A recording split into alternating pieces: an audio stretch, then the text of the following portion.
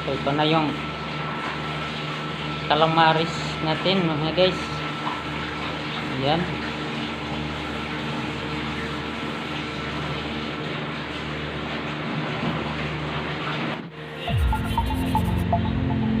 So ayan, ito yung squid, yung nukos, yung gawin nating no calamaris.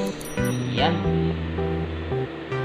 So bago to natin hiwain, linisin muna natin to, tapos alisin muna natin yung balat saka yung mga nasa loob niya. So ito na, let's go. Ayan. Kunin muna natin yung mata niya.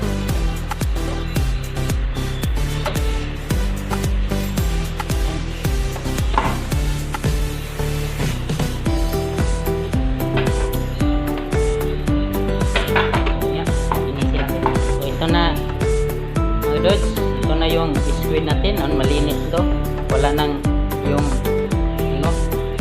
wala nang mata, saka yung baba niya wala nang yung wala na ibaba. Yan, wala na ibaba. Squid, yan na yung nukos natin. So alisin mo na yung balat. Yan, ito ganito pag-alis ng balat. Okay. Ang puti-puti, parang legs. Right. Parang legs ng ito. Okay. Ito yung mga ulo niya. Ayan. Hiwain naman yan. Ito. Okay.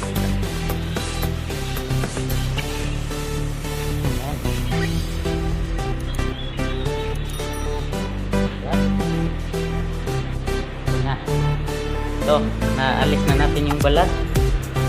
Linis na sa loob. Yan. So, slice na natin to.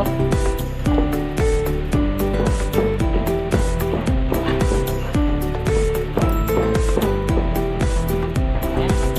Slice. Ito.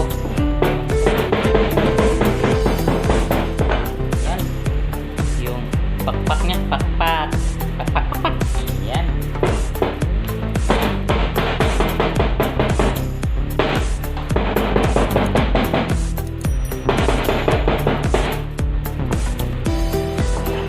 Saka yung ulo niya, yung ulo, ito.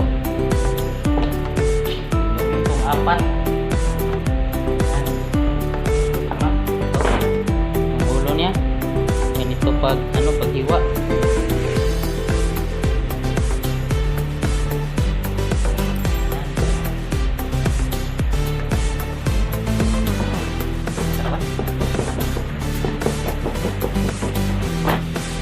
Para calamari. Ayan na. Ayan na mga dads. Natapos na din natin pag slice. So hugasan muna natin to. Tapos marinate na. So na. So ito na mga dudes. So hugasan na natin yung squid natin para calamaris. Ayan, ito na. Marinate na tayo. Nandito yung may calamansi, garlic, chop. Yung juice lang gamitin niya ng calamansi. Ito may itlog, black pepper, brown flour, all in one seasoning. Ayun sarap, iodized salt. Ayan. Marinate na natin. Yan. Una, lagyan natin ng garlic. Black pepper. All-in-one seasoning.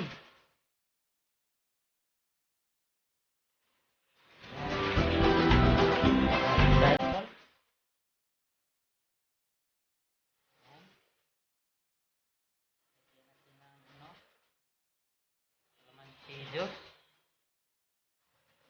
Higain natin. Kamayin para lalong sumasarap.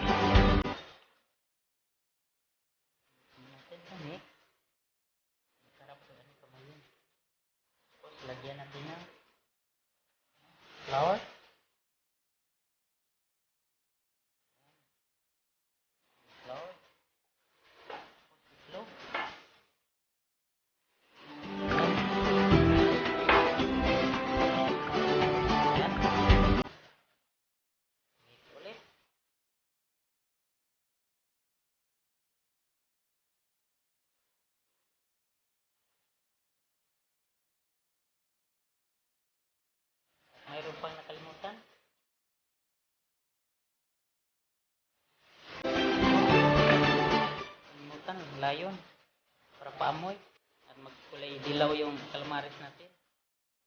Ayan.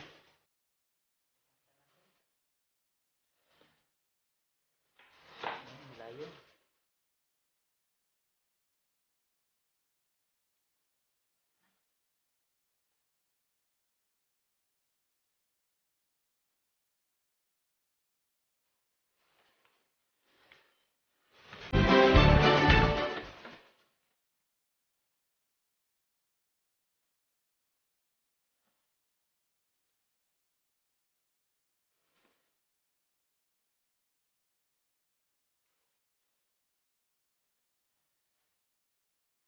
Ayan na. Ayan, natapos na natin pag marinate.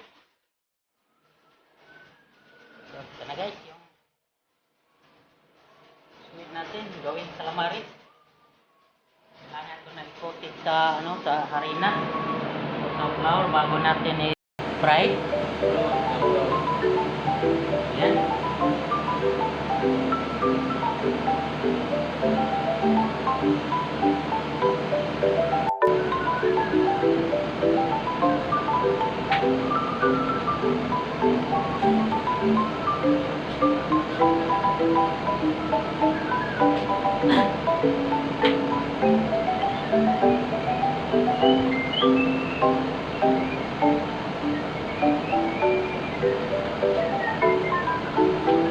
So yan na, coated na ng harina yung squid para calamares.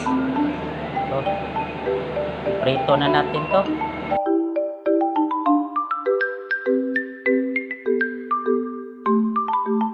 A few moments later. So ito na yung calamares natin mga guys. Ayan.